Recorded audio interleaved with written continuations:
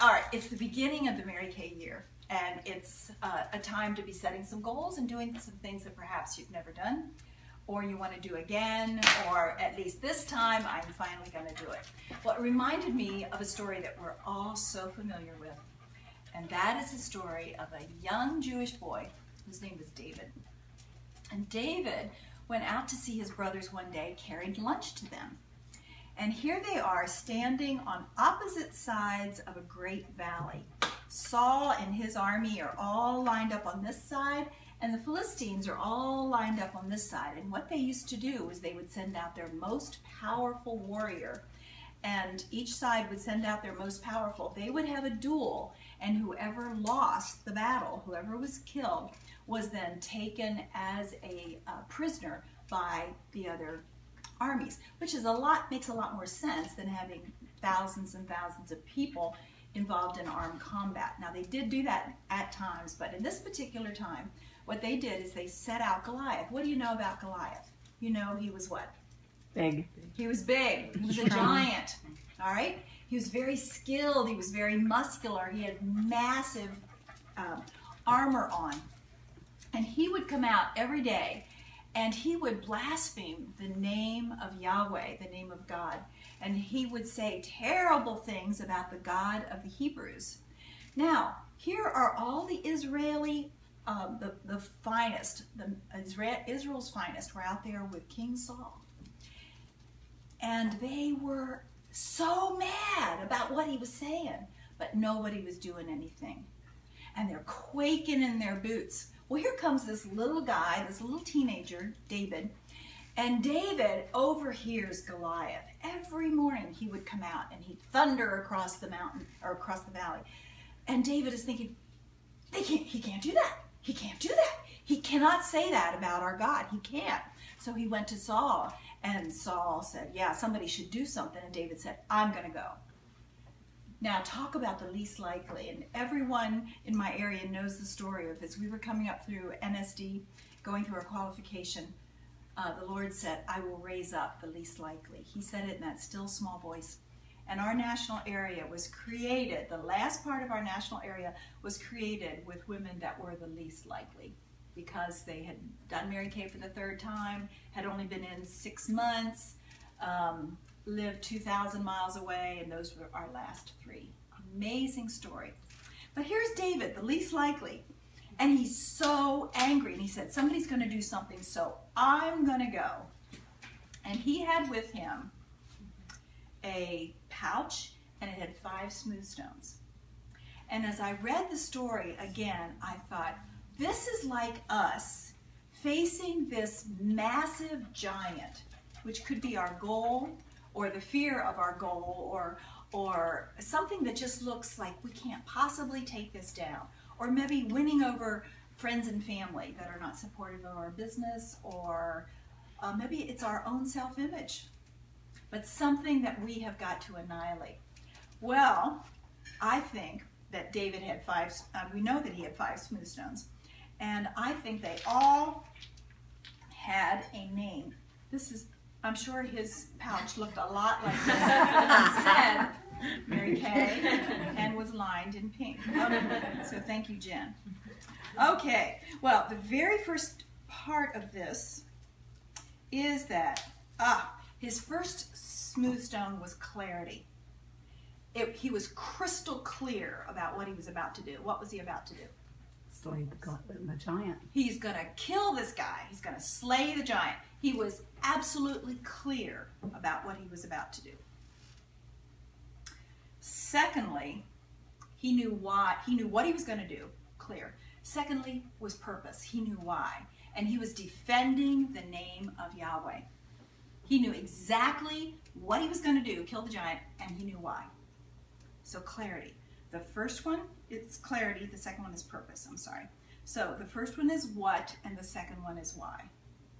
Next, he had practiced his skills. He had been killing bears and lions for some time with his same slingshot and smooth stones. So he was deadly in his accuracy. And when we're about to take on something else, you can't just know what you're going to do and why. You've got to be practiced. You've got to know in your knower how to do this even with your eyes closed. I've watched you all do makeovers. Your skills are amazing, and you're being led by someone who is highly skilled. Very, very skilled. You don't go into combat. You don't go to take out the giant unless you are skilled. And that's why you're here tonight, because you're going to learn more about color, you're going to learn more about application, and you're going to learn more about working with other people because you're working shoulder to shoulder. Skills are so important. So do you remember the first one? Clarity. So that's the what. Second? Why? Purpose is why you're doing it. And next is skills, and that's how. How, pretty much. I don't have names for the last two, so just work with me here. The next one is courage. Everybody there in this line knew the giant had to go.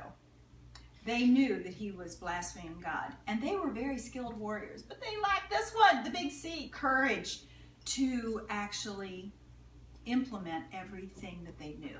And we've got to have courage to make those phone calls. We've got to have courage to talk to the women that sometimes are a bit intimidating. We need to have courage at the end of our appointments to schedule the new appointment. That's the best way to book, you know. Is that your bookings? Mm-hmm. Yeah. We've got to have courage to be able to do it. We've got to have courage to be able to say we're going to do it. We've got to have courage. So, the first one is clarity. The second is purpose. Then skills. And then courage. And this one is the most important. Action. If David didn't actually pick up that stone, no matter how well he knew what he had to do, how well he had to do it, why he was doing it, and he's courageous enough, if he didn't actually sling it, it was not going to happen. Actually pick up the phone, actually put the list together, actually make the calls, actually sit down and share the opportunity, actually do those things. Action. So, as you know, it only took one. We don't know which one it was, but it only took one. And he put it in that slingshot, and he swung that thing. Let's pretend this is a slingshot, and I do have a hold of it. Don't worry, I do this all the time. But I'll hold on to it. So he did this, and then he let it go, and that stone hit a vulnerable spot. Where was it? Right between, it said that the stone sank into the forehead of this 9-foot giant.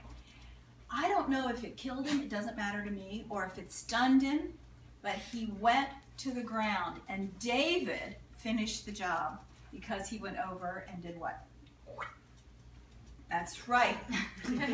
He took his head off, and that was always the exclamation mark at the end of a sentence. I did it, and here's the proof. And he actually did it. It sounds a bit macabre when it would actually tell the story. But here's the deal. We need to make certain that we experience the death of fear, that we can slay that giant and not just stun him so that he's going to get up, wobble to his feet, and then take us out, but that we are going to make certain that it is done. There's an exclamation mark, and he's really dead. I don't know how else to say it any other way. So as you're thinking about what your next big goal is, it's so important that we have something that we're reaching for, that we know why we're doing it, that we hone our skills, and I applaud you all for being here tonight to learn how to do that better. And that you have the courage to implement this. It's such an amazing, amazing, amazing story. So, may you be courageous, may you be strong of heart, may you not be discouraged by no's, may you not be discouraged by women that may not really embrace what you are doing. But I'll tell you what, to be able to live with no regret is an amazing statement. I don't have any regret. I have very few regrets. And at the end of my career, I can say, I'm so glad I did instead of, I wish I had. May that be the same for you.